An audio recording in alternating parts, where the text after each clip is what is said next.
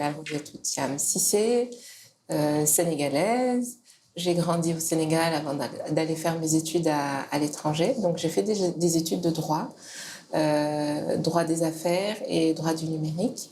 Et c'est pendant mon parcours de droit des affaires que je me suis beaucoup intéressée aux questions de qu'est-ce qui appartient à qui doit protéger quoi, pourquoi est-ce que moi, dans mon pays, ces questions ne sont pas traitées et on ne leur donne pas leur juste valeur.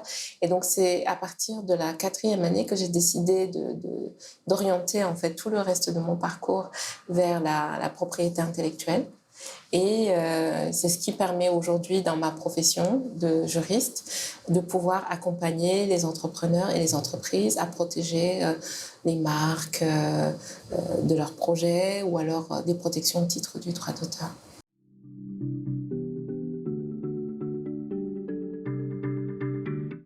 Alors, quand on parle de propriété intellectuelle, c'est la propriété intellectuelle qui recouvre deux concepts. Donc, quand on parle de propriété intellectuelle, il y a à l'intérieur la propriété littéraire et artistique et la propriété industrielle. La propriété littéraire et artistique, c'est tout ce qui concerne la protection du droit d'auteur et de tous les droits annexes au droit d'auteur. Donc, je suis un écrivain ou je suis un artiste, je crée une œuvre. Cette œuvre est protégée au titre du droit d'auteur. Et c'est totalement différent. Donc, la propriété littéraire et artistique, dans un premier temps, est totalement différente de la propriété industrielle, qui, elle, protège tout ce qui est marque, brevet, appellation d'origine, etc. Donc là, c'est vraiment l'aspect un peu plus technique, on dira, de la protection de toutes les créations.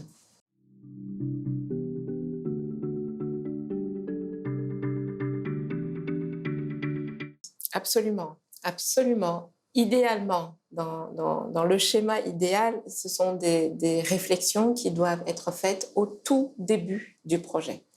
Je ne parle même pas de formalisation, de choix de forme sociale, etc. On a une idée, on a un projet. Avant même qu'il ne soit connu ou concrétisé, on doit déjà intégrer les éléments de protection, droit d'auteur, marque, s'il y a une marque à protéger, si on a un brevet à faire déposer, tout ça doit être pris en charge dès le départ dans la situation idéale. Mais il se passe souvent, et c'est la réalité, qu'on avance dans un projet sans avoir ces éléments-là en toile de fond. Et c'est souvent des chocs qui nous poussent à dire « Ah, mais il y a quelqu'un qui fait comme moi. Ah, il y a quelqu'un qui m'a volé mon projet. Il faut que j'aille le faire protéger. » Et ça, ce n'est pas forcément lié à l'entrepreneur. C'est plus lié au contexte dans lequel nous évoluons. On ne communique pas beaucoup sur l'intérêt et l'utilité de faire protéger les créations immatérielles. Je vous donne un exemple. Vous allez avoir un auteur, compositeur, artiste ou interprète qui va travailler pendant plusieurs mois, voire parfois plusieurs années sur une œuvre musicale, à peine connue, elle est piratée. Et vous allez voir, parfois c'est vraiment extraordinaire. On parle du nouveau single qui est sorti le matin. L'après-midi, vous allez avoir plein de revendeurs qui vont vous vendre dans la circulation les CD, etc. Vous allez retrouver la musique en ligne, sur des plateformes, etc. Donc, c'est intéressant d'analyser pourquoi est-ce que nous, dans notre contexte, c'est pas simple de gérer ces questions-là. Quand on regarde la question de la propriété même dans les contextes africains, c'est après l'esclavage et la colonisation que les notions même de propriété individuelle ont commencé à vraiment apparaître et à être assumées. Même si avant il y avait des bribes, et on le retrouve dans plusieurs livres d'histoire, l'Africain ou l'Africaine a cette tendance à aller vers le partage. Et donc, en fait, quand je parle de la difficulté pour nous, les Africains, à appréhender ce concept de propriété individuelle il y a quelques siècles, c'est ce qui a fondé la philosophie Ubuntu. Je suis ce que tu es ce que je suis. J'ai ce que tu as ce que j'ai. Ce qui t'arrive m'arrive, ce qui m'arrive t'arrive. Et donc, c'est très fort et c'est très ancré chez les Africains. Le bien du frère, on ne peut pas le dissocier du patrimoine familial. Ce qui appartient au frère appartient à l'oncle, appartient à la cousine, appartient à la tante. On met tout en commun et on partage. Donc aujourd'hui, arriver avec ces notions-là de propriété intellectuelle, là on protège les marques, là on protège le droit d'auteur, on ne touche pas tant qu'on n'a pas l'autorisation. Quand on regarde la conscience collective, c'est quelque chose qui n'est pas encore réellement bien appréhendé. Et c'est ce qui justifie qu'il y ait autant de piraterie, autant de contrefaçon et de concurrence déloyale. Donc, c'est important d'y penser très tôt. Quand on ne l'a pas fait très tôt, c'est de le faire pendant la vie du projet. Parce que protéger tout ce qui est marque et brevet, ça donne une certaine forme de crédibilité à l'entreprise. Et puis, plus l'entreprise grandit, plus elle se stabilise, plus elle arrive à acquérir des parts de marché, plus elle a une marque qui est forte. Et cette marque-là, elle finit par avoir une valeur monétaire très importante. C'est ce qu'on voit dans d'autres pays où des entreprises sont achetées pas forcément pour ce qu'elles font à l'intérieur, mais parce qu'elles sont une marque très forte. Donc, ça a des impacts financiers non négligeables qui peuvent être aussi bien dans l'intérêt de l'entreprise comme conduire aussi à sa faillite totale. Donc, c'est très important de pouvoir en tenir compte.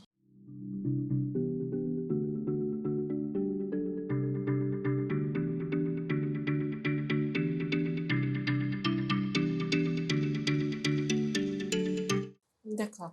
En fait, je reprends vraiment toute la question initialement posée.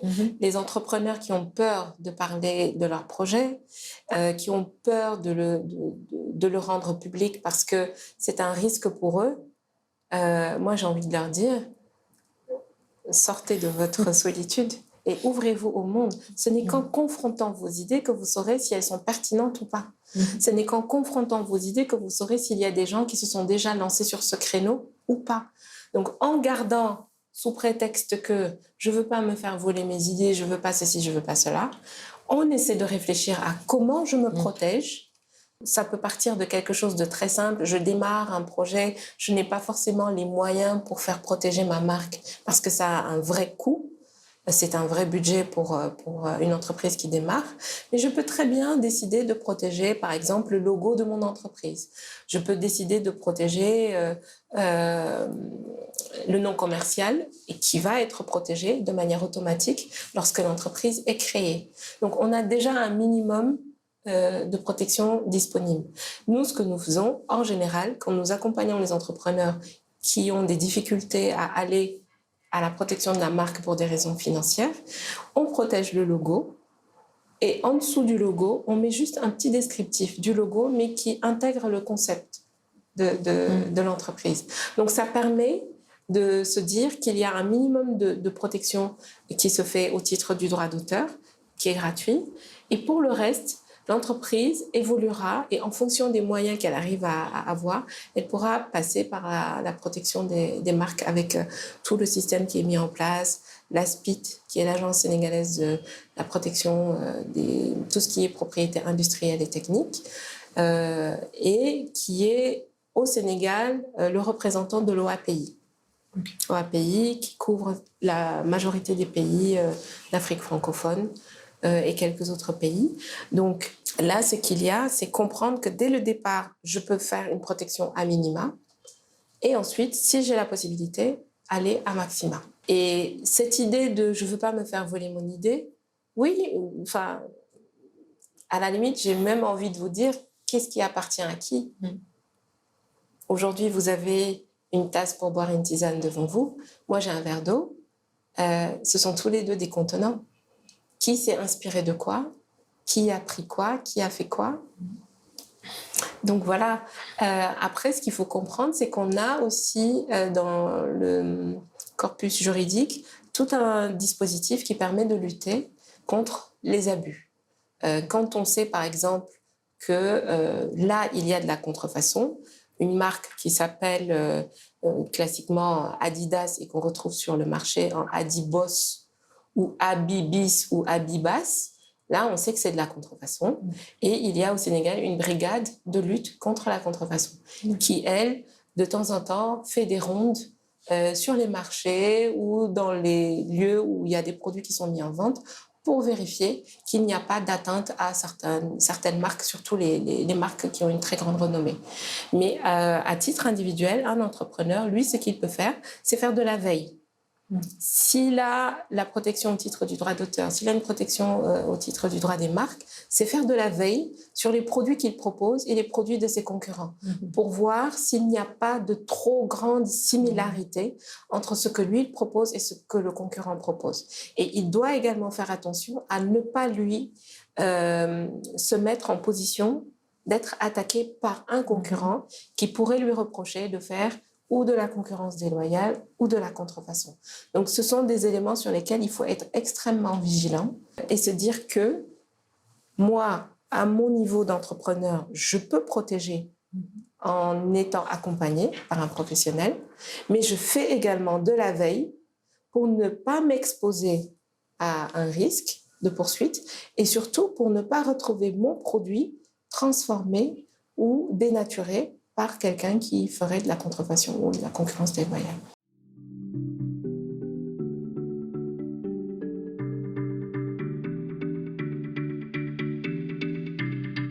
Alors, j'ai un peu répondu en amont, mais je vais revenir pour la partie un peu plus process. Donc, quand il s'agit de protéger tout ce qui est logo, parce qu'aujourd'hui, on sait qu'il y a une vraie bataille autour de l'identité visuelle des entreprises. Quand il s'agit de protéger tout ce qui concerne l'identité visuelle, je peux le faire en tant qu'entrepreneur au niveau de la SODAV, qui est la société qui s'occupe de tout ce qui est droit d'auteur et droit voisin du droit d'auteur. Donc, il suffit d'y aller et de dire, voilà, je voudrais protéger le logo de mon entreprise et c'est une protection qui n'a pas besoin de frais et c'est totalement gratuit. Ça, c'est la chose la plus simple. Ensuite, quand on sait qu'on va travailler sur une marque de produit ou de service, ce qu'il faut faire, c'est soit aller directement à l'ASPIT, donc la structure qui représente l'OAPI au Sénégal, et se faire accompagner par les professionnels de l'ASPIT pour remplir un bordereau de dépôt de protection de la marque auprès de l'OAPI. Ou alors, deuxième option, passer par un professionnel. On a de plus en plus, sur la place de Dakar en tout cas, que je connais mieux, des professionnels qui sont spécialisés dans la protection de toutes les innovations. Et donc, ces professionnels-là accompagnent à la protection des marques et peuvent même aller un peu plus loin s'il y a besoin de faire protéger des brevets.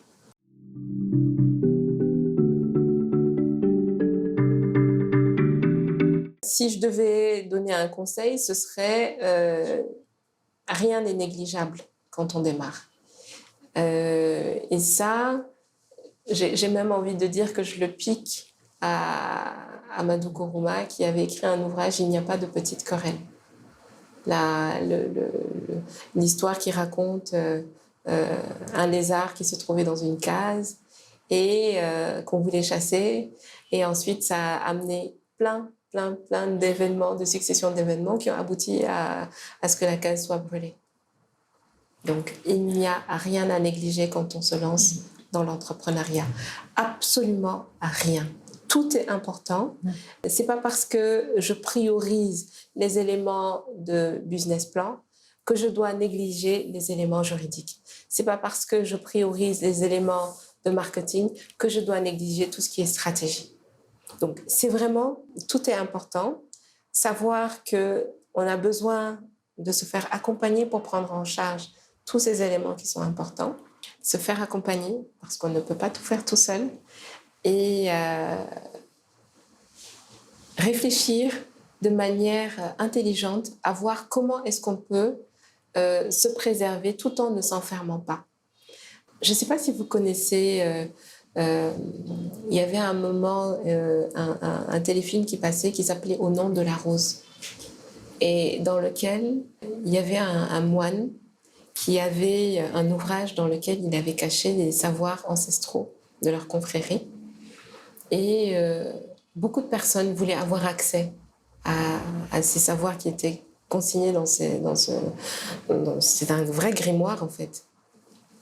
Ce moine-là était aveugle, donc il ne savait pas ce que les gens faisaient, où est-ce qu'ils copiaient, où est-ce qu'ils écrivaient.